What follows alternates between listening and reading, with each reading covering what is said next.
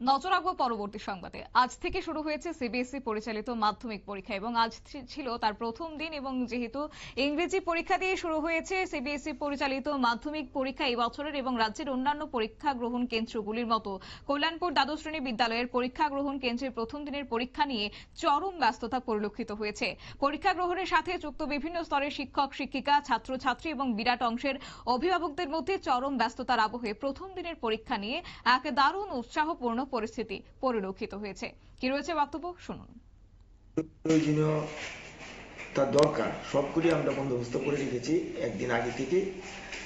সবকিছু দিক দিয়ে পরিষ্কার পরিচ্ছন্নতা, সিটিং অ্যারেঞ্জমেন্ট, টয়লেট ব্যবস্থা, জলের ব্যবস্থা, এবং যদি কোনো ছাত্রছাত্রী কলম আনতে ভুলে যায় বা স্কেল পেন্সিল আনতে, এইটাও আমরা প্রোভাইড করে থাকি। তো এখন পর্যন্ত আমাদের কাছে এই ধরনের কোনো কমপ্লেন নেই যে কোনো ছাত্রছাত্রী কলম বা অ্যাডমিট কার্ড বা পেন্সিল এগুলি আনে নাই, এরকম কোনো কমপ্লেন নেই। কাজে আমাদের আজকের দিনটায় যে পরীক্ষা শুরু হচ্ছে সুষ্ঠুভাবে সুন্দরভাবে চলছে, পিস অ্যান্ড কোয়াইট।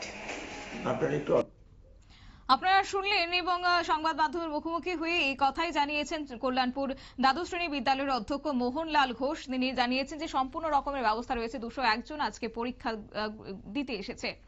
নিয়ে নিচ্ছে ছোট্ট একটি বিজ্ঞাপন বিরতি, সঙ্গে থাকুন।